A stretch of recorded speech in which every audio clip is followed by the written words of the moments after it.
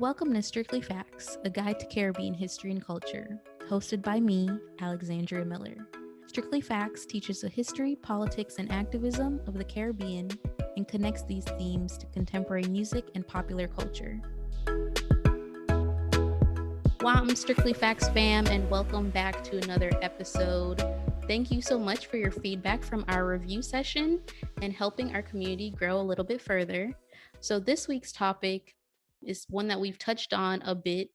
We had in episode 4, Dr. Khan talked to us about Caribbean religions, including Islam and the Afro and Indian connections to Islam in the Caribbean. And also 2 episodes ago, we discussed Caribbean style, which of course included the madras cloth and the influence of India in that culture. So this time we're digging a bit deeper into the Indian connections to the Caribbean. So for those who may not be too familiar with the Caribbean, while the Caribbean is known for having a majority Black population in most of our islands or states due to enslavement, we also have incredible amounts of Asian populations as well, primarily Chinese and Indian populations, due in large part to indentured servitude or indentureship. So the legacies of these migrants live on today in our culture, whether that's through food. So you can think of having roti in the Caribbean, or whether it's chutney music, etc. The list goes on. And so today we'll especially be focusing on Indian migrants to the Caribbean, their histories, their legacies, and even Indo-Caribbean migration to the global north. So this wasn't just a Caribbean project, as you know, Indians did travel to the Caribbean, but they also traveled throughout number of British colonies, thinking of primarily South Africa in this case. So with us today to talk about Indian migration and indentureship to the Caribbean, we have Ph.D. student Cristine Khan. So welcome, Cristine. Thank you so much for being here. Please tell us a bit about who you are, where you're from, what you do, and how you got interested in this work.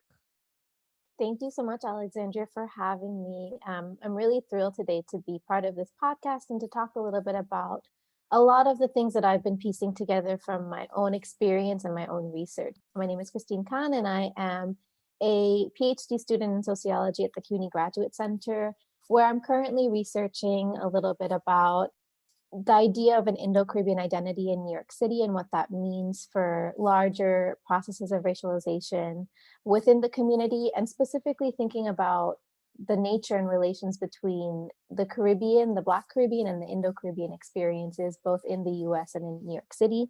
So I'll talk a little bit about that later on, but I myself am a second generation Indo-Guyanese person. My parents are both from Guyana, largely of Indian descent. This research for myself has been a journey of discovering my own history and my own roots and asking a lot of questions that I'd never asked before. I grew up in New York City, largely adjacent to the Indo-Caribbean population, which is housed in Richmond Hill. And so a lot of my understanding and framework for my work has been based off of where I grew up and how I grew up within a largely Indo-Guyanese household. Definitely. We are all about doing work inspired by our own communities here. I think that's why I started grad school, and that definitely inspired the work that I'm hoping to do as well, because our voices are needed. Before we get directly to your scholarship now and your research today, can we talk about exactly what is indentureship and how it became a part of the colonial project in the Caribbean? Yeah, so indentureship was basically an offshoot of slavery. It was a system designed to maintain the same profits of slavery while also aiming to be morally better than slavery by having free contracts, meaning that under indentureship, people were supposedly assuming their own contracts and signing their own contracts for either 5 or 10 years. Of course, there was a lot of coercion, there was a lot of misunderstanding, there was a lot of just general misinformation about the conditions of indentureship when people sign contracts before heading to the Caribbean and to other places. So in the early 1800s, as you know, we probably know and talk about, abolitionists really pointed to how slavery was inhumane and morally wrong, which is one of the driving forces of its demise, right? But capitalism persisted, and slavery was a major driving force of capitalism, and the demand and addiction specifically to sugar was really a way in which kind of Europeans needed to meet the demands of sugar, but also wanted to keep their profits, right? Because it was a very profitable industry. And so I think when the Atlantic slave trade ended in 1807, this kind of brought about conversations about how could we continue some type of system in which we could have cheap labor and still, again, maintain our profits. So the system actually began with a round of experimentation of Chinese going to the Caribbean, specifically to Cuba in 1811. And so they realized that this could potentially work. And so when slavery was abolished in the Caribbean islands in 1834, someone named John Gladstone conceived of the system connected to India, called it the Gladstone experiment. So he was basically like, what if we bring these people as indentured servants? What if we bring all of these Indian people to our colonies throughout the world, including Mauritius, Fiji, as well as the Caribbean? What if we create this system in which we give people these contracts, these free contracts, and see how it works? And so the first indentured servants were taken from India to Mauritius in 1834. It was about 25,000 people who were taken to Mauritius, and they realized that maybe this could work. And so they decided this whole larger system was created and brought specifically to Guyana, because at that time Guyana was really profitable because of Demerara sugar. I remember when I lived in Europe, I didn't realize how Demerara sugar was such a big deal in the US. It's not as popular, but it was a very big part of how the quality of sugar that people wanted. So they really needed people to specifically go to Guyana at that time. So in 1838, the two ships that were first taken to Guyana were called the Whitby and the Hesperus. And on these ships, there weren't very many people, and it was predominantly men, which I think is also something to keep in mind.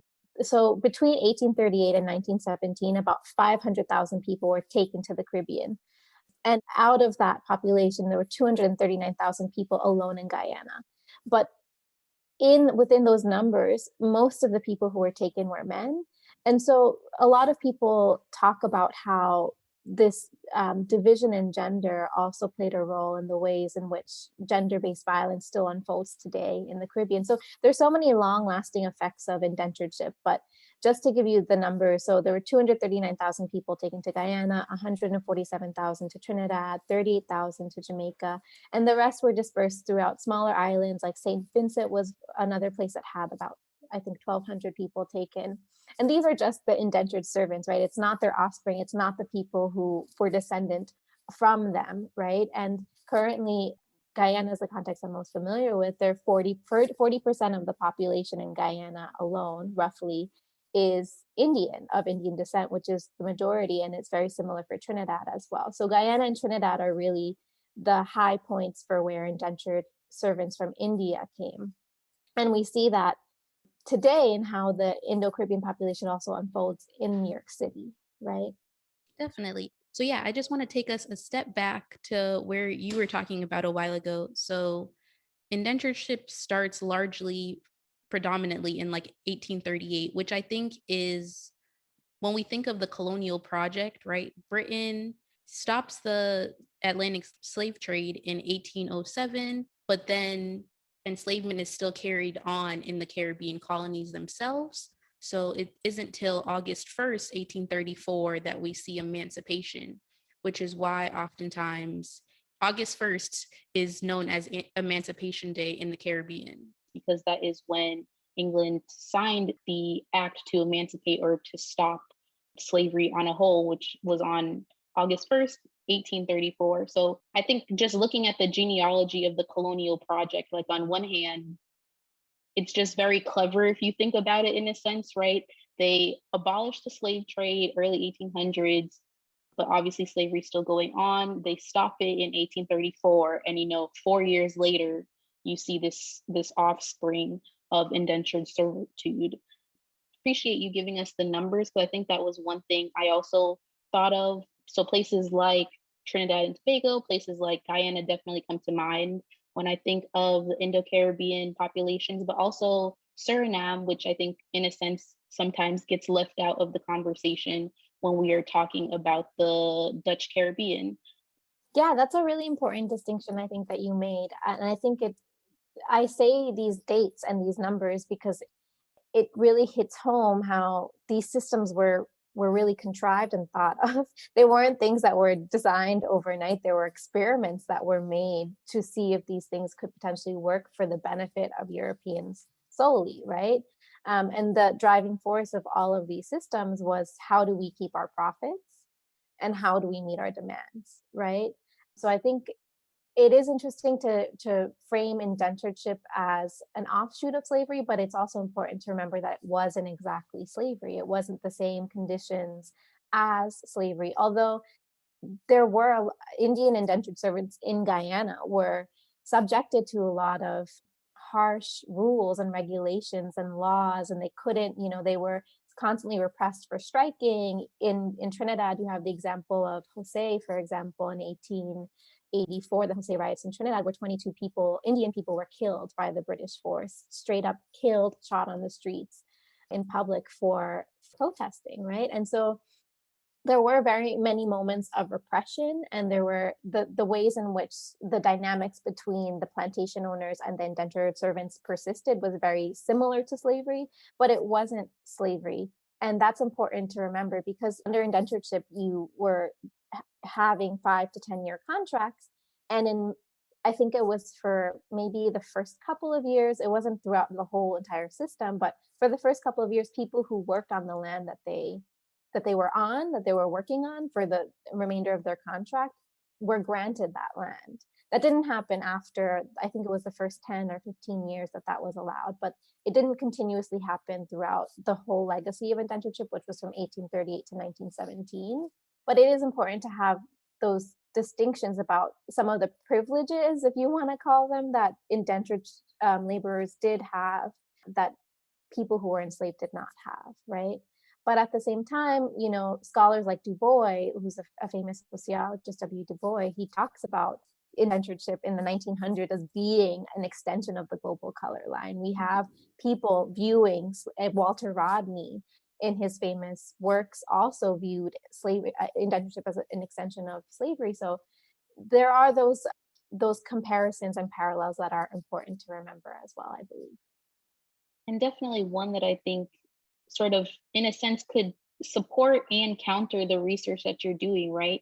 When you're talking about, we'll get to this. I feel like I'm jumping ahead a bit, but I think it's just evident to bring these connections when we see how historically Black and Indian populations in the Caribbean and, even going out into the global North, how these conversations or these peoples have sort of been subjected as against each other, when in reality, we have the sort of, I don't want to say common enemy, but that I think that's an important note to make, that although the two systems were not exactly the same, it's been very similar historically. And I think in a sense should definitely be a rallying cry for us to, support each other in this sort of fight against colonialism and neocolonialism today.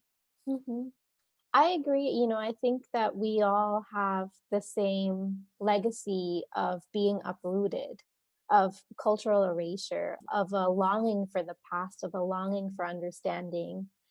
That is an inherent connection. But at the same time, we also share this beautiful culture that has been fused together despite all of its flaws and all of the divisions that do exist.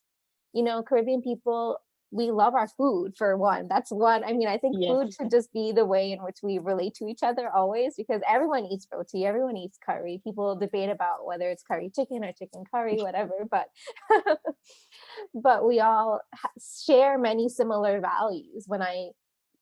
Growing up in New York City, even going away to school, like the people who I related to the most were Caribbean people, because of, we shower twice a day. We have like very similar ways of being that are rooted in the culture of the Caribbean specifically, that get divided because of these legacies of colonialism in many ways, and also in the post-colonial period with ethnic divisions, specifically in Guyana and Trinidad along political parties. We forget a lot of times the similarities that exist because of those divisions, right? Definitely. So indentureship ends in 1917. So the British end up outlawing indentured servitude. And I want to fast forward a bit to your work more specifically, or more contemporarily, rather. So you mentioned that your research investigates Indo-Caribbean migration to the global north, primarily in New York. What have you found out about these patterns, and maybe offer what motivated some of your population's migration, things of that nature? Yeah. So, in order to understand this, I think it's important to go back to the 1950s and 1960s and the post independence period, or the years leading up to independence from the British. During that time in the 1950s, 1960s, there's so much going on globally. There's a surge in anti-socialist, anti-communist ideology coming from the West, wanting to really ensure that no government is a socialist government, especially governments that are under their control. And so that was really a defining moment for specifically Guyana. I think for most of the Caribbean, but the one that I'm most familiar with is with Guyana.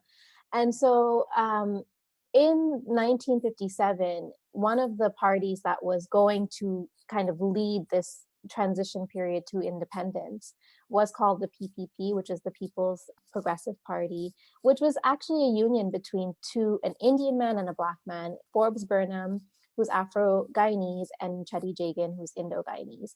And those names are household names. Everyone knows about both of them, and it's not because of their alliance, it's because of their division. Mm-hmm. So I won't go into too much detail, but basically there was the US and UK worked together to orchestrate a split between the parties, because Chetty Jagan was seen as, and he did run on a very socialist oriented platform.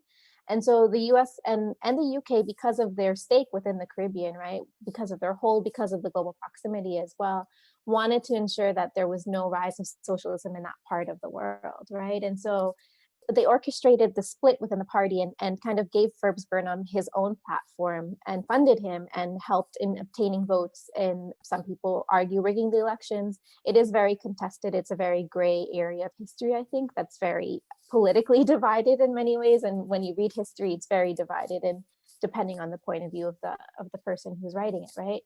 But Burnham formed the People's National Congress, which is called the PNC.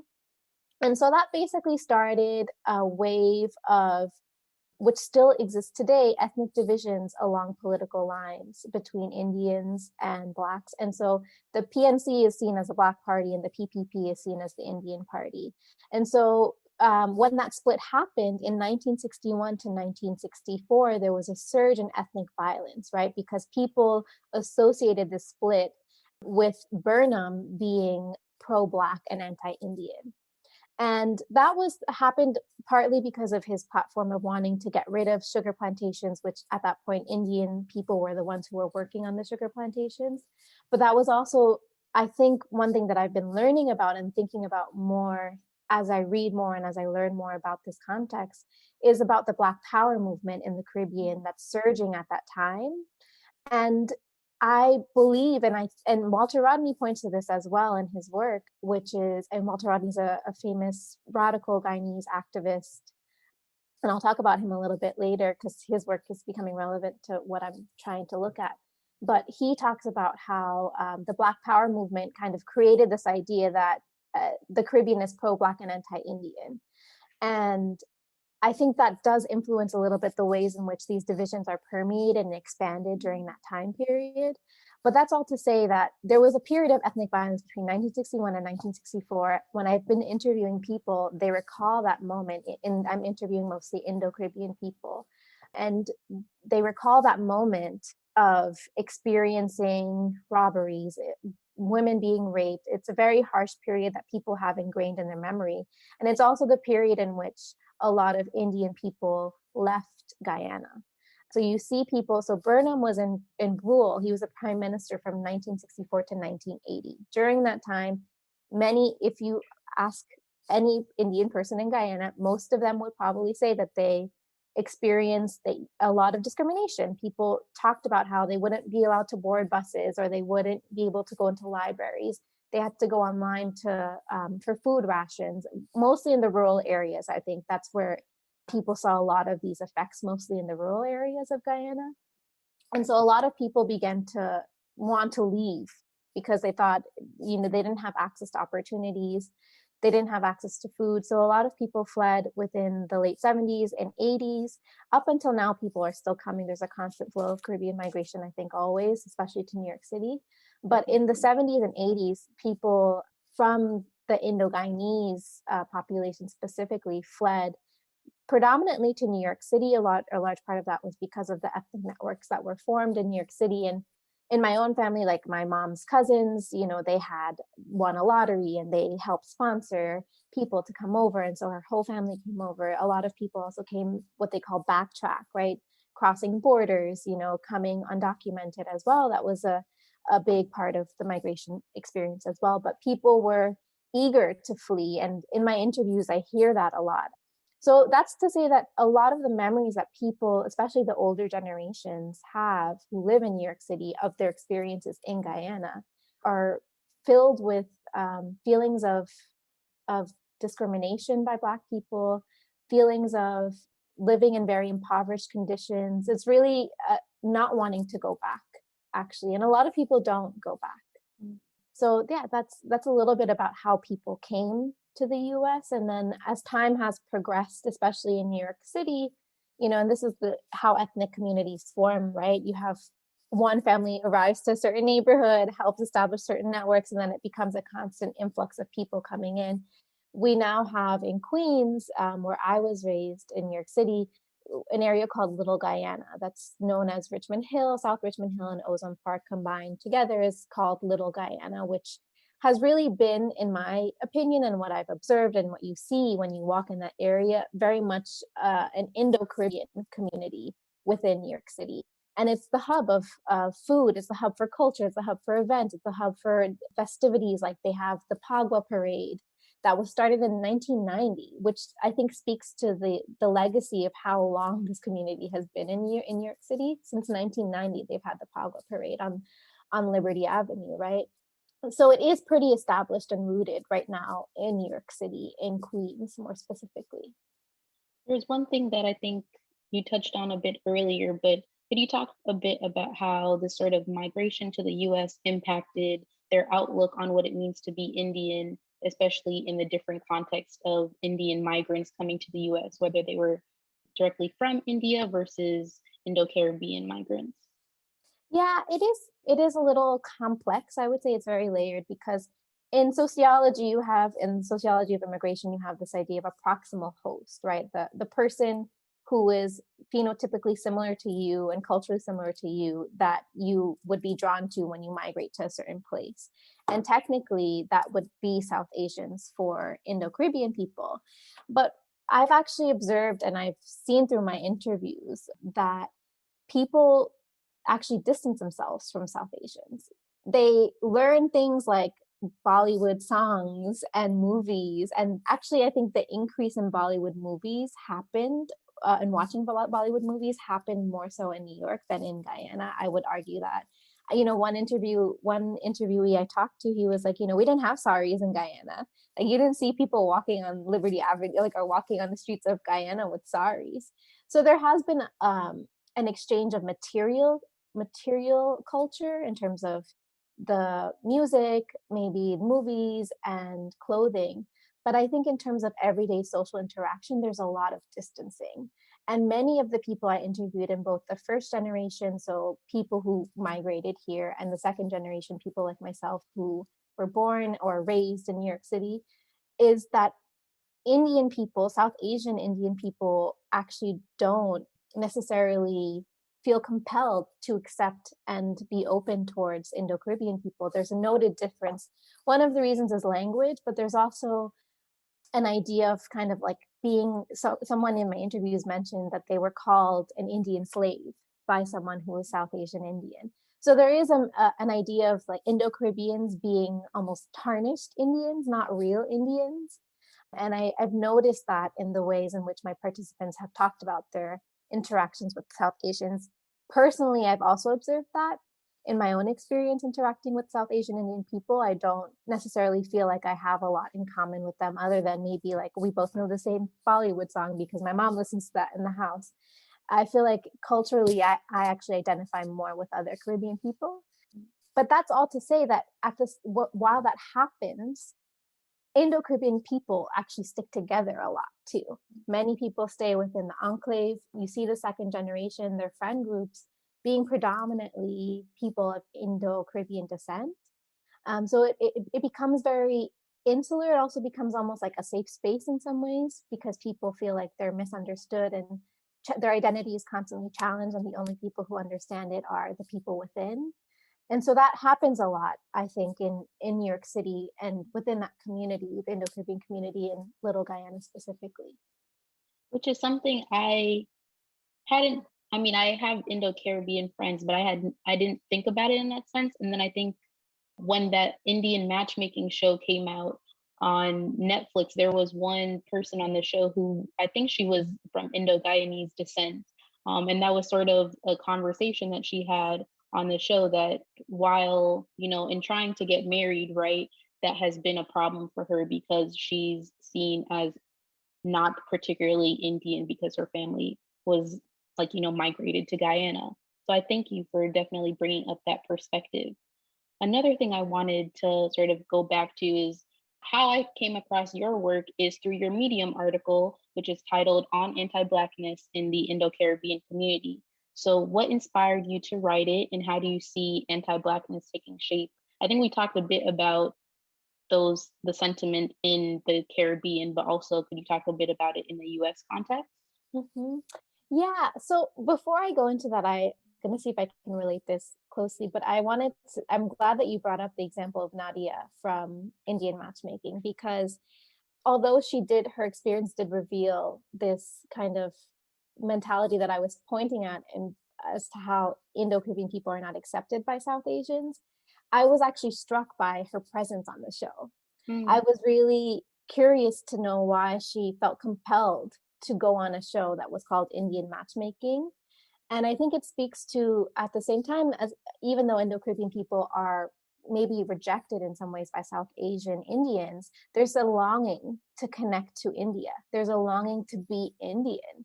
And I see that split within the community. I wouldn't say everyone is like this, but I think there is a longing and advocacy work that's now being oriented towards finding alliances with South Asian Indian people, which I find fascinating. And I think Nadia represents that in many ways. And being on the show is her longing to also be Indian, even though she's rejected by being Indian. But my question, so that's all to say that my piece on anti-Blackness in the Indo-Caribbean community is, how does this longing for India and this longing to be Indian, especially in the context of the US, which has its own history of anti-Blackness and immigrants disassociating themselves from Black people specifically to gain privileges and access within the US, how does this idea of being Indo-Caribbean in the US buy into or play a role into upholding anti-Blackness that doesn't just exist within the Caribbean, but also exists within the US?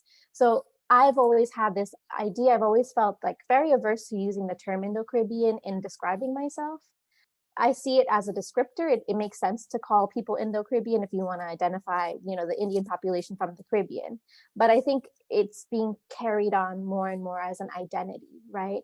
So going back to my piece, so I started researching on the Indo-Caribbean community back in 2016 when I was doing my master's. I was curious to see the role of community organizations run by the second generation, so people who were raised in the US or born and raised in the US, and how they were advocating for an Indo-Caribbean identity.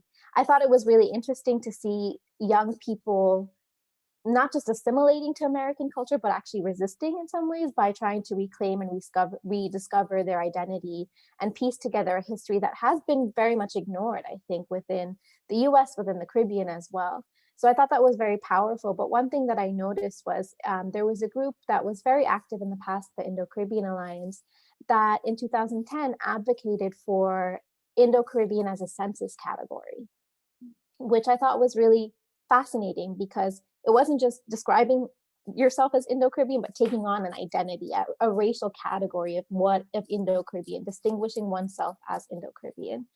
And so I saw that idea of wanting to take on and advocate for an idea of Indo-Caribbean be very present in the work that was happening within the community. And in doing so, not necessarily engaging in conversations with the larger Caribbean population. And so I found that a lot of events that I went to were sponsored by South Asian organizations, and there was no presence of Indo-Caribbean people, of other Caribbean people other than Indo-Caribbean people.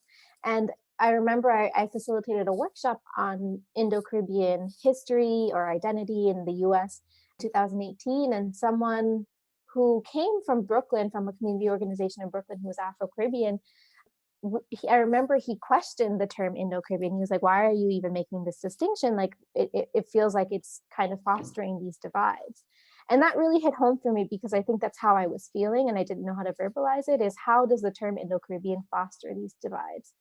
So fast forwarding to last year in 2020, in June, with the brutal murder of George Floyd that was caught on camera, it was really hard for people to deny that there is some type of racism happening within the US, and there's some type of treatment that Black people are experiencing that other groups do not experience. So it became kind of this performative act in many ways, that a lot of organizations started expressing solidarity, support for the protests and condemning the murder of George Floyd. And I saw that with some of the organizations I was studying, some of the community leaders I had been following on social media, releasing these statements about being in solidarity with Black people.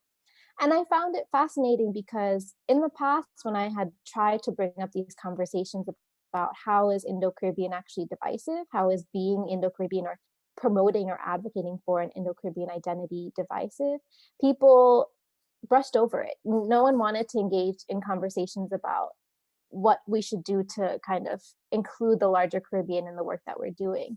So I found it kind of hypocritical in some ways, that there were people calling out anti-Blackness or asking for solidarity, but not recognizing how we might be complicit in that as well.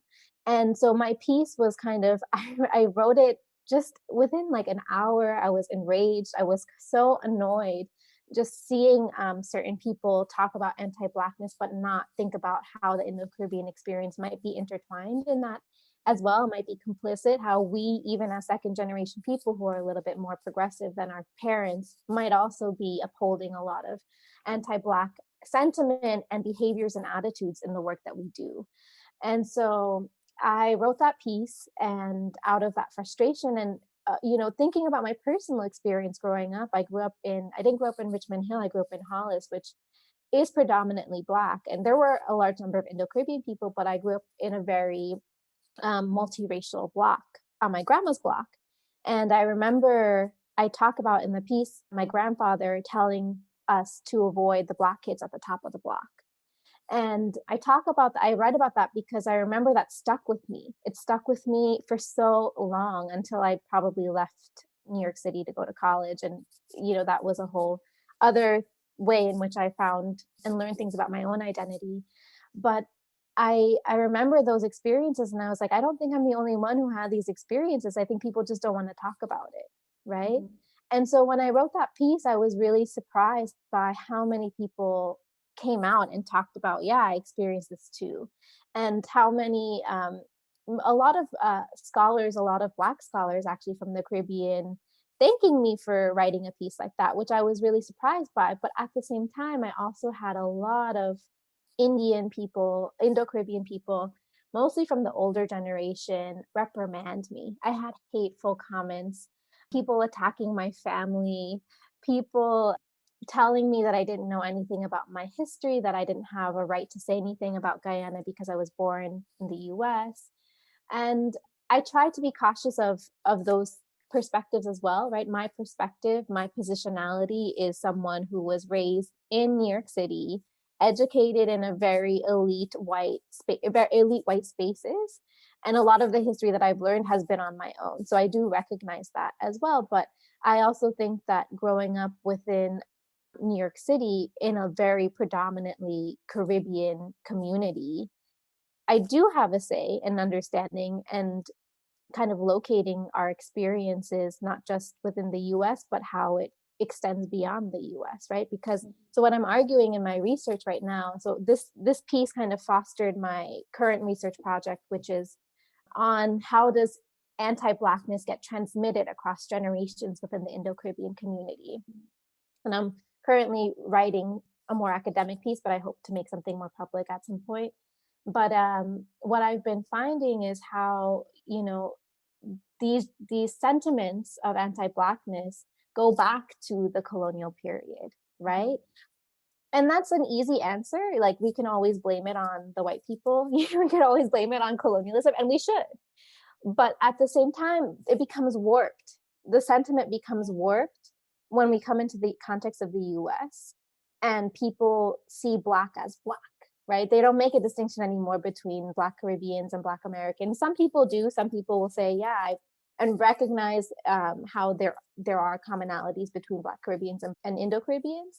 But in terms of like marrying someone, in terms of your friendships, in terms of who people feel comfortable interacting with, I've noticed a trend in people avoiding interactions with Black people, and that avoidance stemming from, in the second generation, stemming from their parents, but also stemming from racism in the US and anti-Blackness in the US, and the idea of what it means to assimilate into the US, which is to assimilate is to be anti-Black, right? To be American is to also distance yourself from Black people.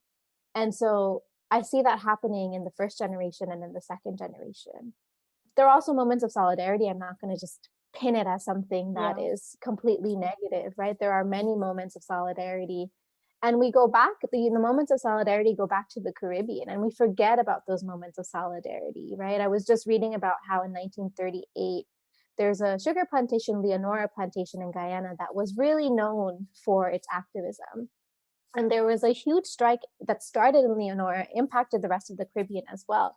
And it was led by Indian and Black people working together, to strike.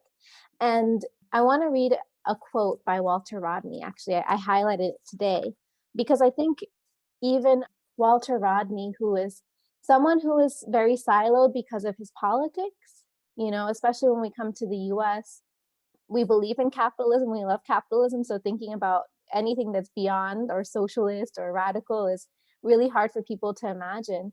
But it's funny because I remember growing up and hearing about Walter Rodney and my family liking him.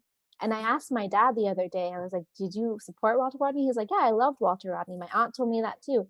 Walter Rodney was a Black man, but he actually went to Indian communities throughout Guyana in the rural areas and talked about what aligned everyone, even with going back to Jagan with the PPP, about wanting workers' rights, wanting to ensure workers' rights, right? Working for the working people. And so he actually had many Indian followers. And it's funny to me, I don't see anyone talking about Walter Rodney within the Indo-Caribbean community. And I'm like, we should recognize him more. So I want to recognize him. And I want to recognize this quote that he said it's in this book from 1969, The Groundings with My Brothers. And he says, when the Indian was brought to the West Indies, he met the same racial contempt which whites apply to Africans. The Indian, too, was reduced to a single stereotype, the coolie or laborer. He, too, was a hewer of wood and a bringer of water. I spoke earlier of the revolt of the Blacks in the West Indies in 1938. That revolt involved Africans in Jamaica, Africans and Indians in Trinidad and Guyana. The uprisings in Guyana were actually led by Indian sugar workers. Today, some Indians, like some Africans, have joined the white power structure in terms of economic activity and culture. But the underlying reality is that poverty resides among Africans and Indians in the West Indies, and the power is denied to them. Black power in the West Indies, therefore, refers primarily to people who are recognizably African or Indian. That last line really stuck with me because he's making a connection between the Caribbean as a whole and not as a divided Afro and Indo-Caribbean. And that speaks, I think, to the extent to which solidarity can happen and has been thought of before. But right now, it's still very divided. I think in order to get to a point of solidarity, we need to recognize where the divisions exist and how they manifest. And true solidarity can happen once we do that. But if we don't recognize, we just say that we're in solidarity with Black people, it's not enough. We need to recognize how we have been pinned against each other, and how we do uphold certain sentiment that we may or may not be recognizing that we're upholding.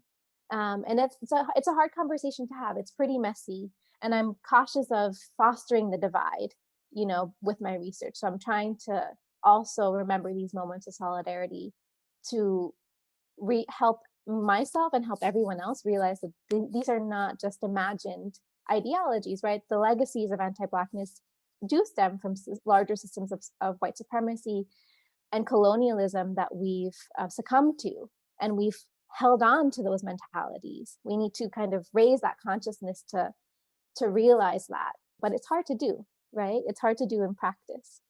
Definitely. But I think, I mean, even you citing that Walter Rodney piece is integral to this sort of conversations and the importance of knowing our histories, right? If we are more cognitive, not just of the histories of anti-Blackness, but the histories of solidarity, I think those definitely have an impact to kind of spin out and evolve forward as we continue to, work against the system in a sense, right?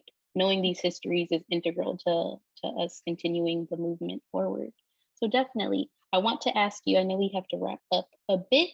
My favorite question of all, what are some of your favorite examples of whether it's Indo-Caribbean culture or history from or in our popular culture? I really think the music is so fun.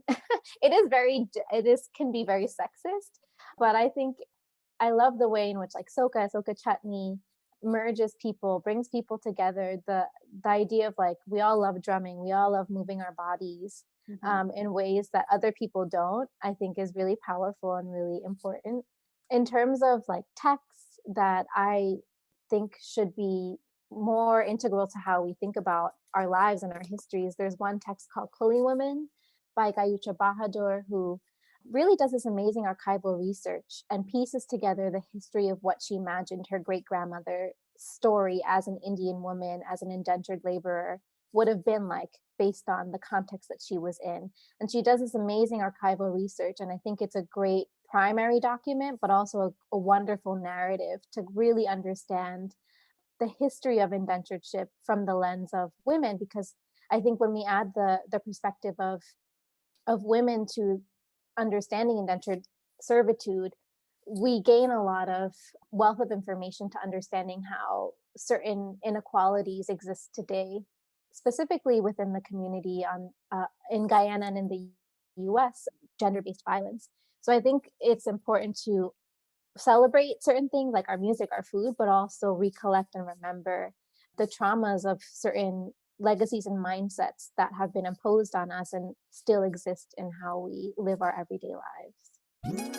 Oyago, stay tuned for Strictly Fact Sounds, where we connect our history to pop culture. Welcome back to another Strictly Fact Sounds. Cristine shared so much with us this episode, so we have to highlight her selection. The biography, entitled Kuli Woman by Guyanese American writer Gayutra Bahadur in 2013. It is actually the story of Bahadur's great-grandmother and her experiences of indentureship in what is now Guyana, and it is definitely an important read to emphasize women's experiences during the early 20th century. Secondly, we have the 1970 song O Maninja by Guyanese chutney artist Nisha Benjamin. In this feature of Strictly Fact Sounds, Benjamin details some of the challenges of indentureship, including harsh treatment and low rates of pay, as she makes a plea to the manager on the sugar plantation.